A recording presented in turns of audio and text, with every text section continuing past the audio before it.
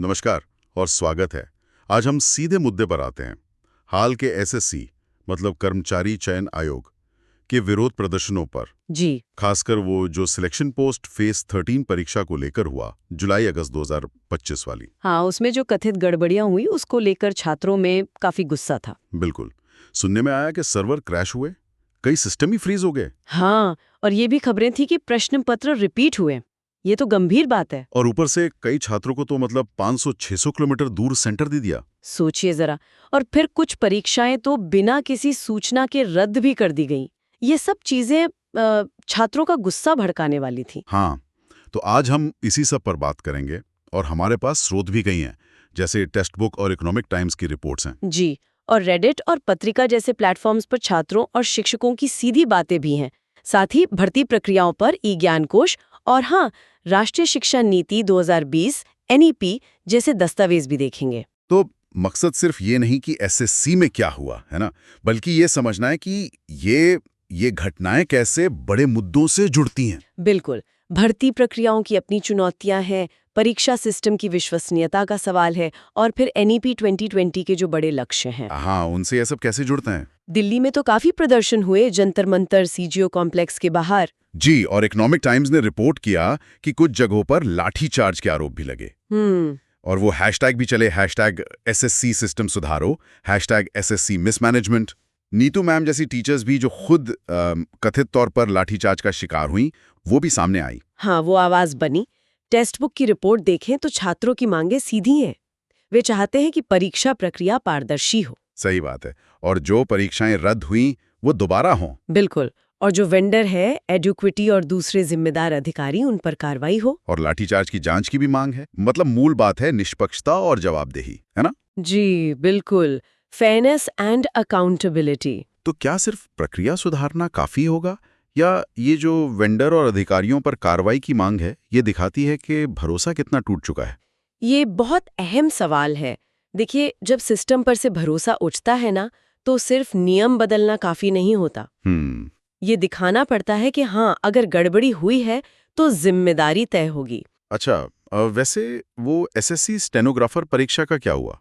उसको लेकर भी कुछ अनिश्चितता थी शायद? हाँ थी, पर वो रद्द नहीं हुई। बल्कि टेक्स्ट बुक के मुताबिक उसमें तो वैकेंसीज 261 से बढ़कर 1590 हो गईं। अरे वाह! हाँ, लेकिन ये एक अलग पहलू है। छात्रों का जो मुख्य ध्यान है वो अभी भी इन व्यवस्थागत खामियों पर ही है। और दिलचस्प बात यह है कि ये सिर्फ एसएससी तक ही नहीं है शायद। पत्रिका की एक रिपोर्ट मुंबई की भी बता रही थी। जी हाँ, मुंबई में जूनियर कॉलेज के शिक्षकों का जेल भरो आंदोलन। अच्छा, वहाँ क्या मामला था? वहाँ पूर्व शिक्षा उपनिदेशक पर आरोप थे।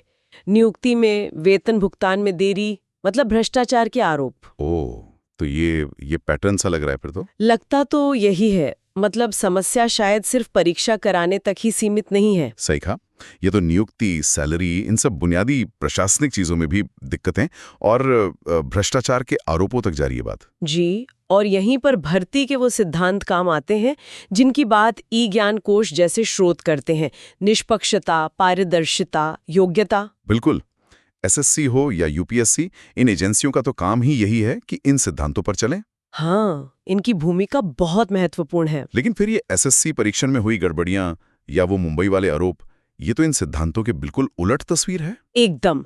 यहाँ तो पारदर्शिता और निष्पक्षता पर ही सवाल उठ गए हैं। और जनता का विश्वास बनाए रखना इन संस्थाओं के लिए कितना जरूरी है? बहुत ज्यादा। और इसी विश्वास की बात जुड़ती है एनईपी 2020 के बड़े आदर्शों से। हाँ, एनईपी 2020, उसमें तो बड़ी बड़ी बातें हैं।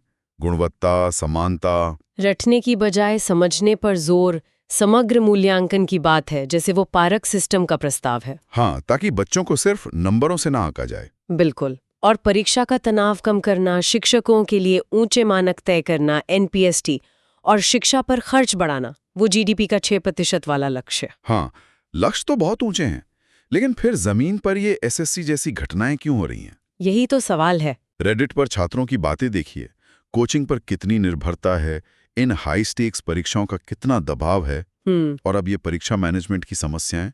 तो क्या ये एनईपी का जो सपना है वो कहीं वर्तमान की इस कठोर हकीकत से टकरा रहा है, जहां आज भी लाखों छात्रों का भविष्य एक अकेली परीक्षा पर टिका है? हाँ, ये आदर्शों और उनके कार्यान्वयन के बीच एक खाई वो साफ दिखती है।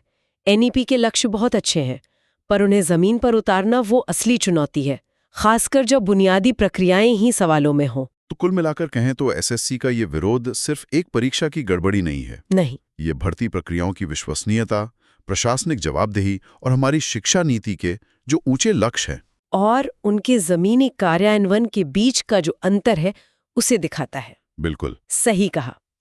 ये घटनाएं हमें सोचने पर मजबूर करती हैं कि व्यवस्था में सुधार कहाँ और कैसे हों, ताकि छात्रों का भरोसा वापस आए। और इसी विचार के साथ हम आज की बातचीत खत्म करते हैं। श्रोताओं के लिए एक सवाल छोड़ जाते हैं। जी। भारत जैसे विशाल देश में जहां सरकारी नौकरियों और परीक्षाओं का इतना महत्व है, एनईपी 2020 जैसे सुधारों को लागू करने और एसएससी जैसी परीक्षा प्रणालियों में जनता का विश्वास वापस पाने की असली चुनौतियां क्या हैं? कैसे इन व्यवस्थाओं में पारदर्शिता और निष्पक्षता लाई जा सकती है?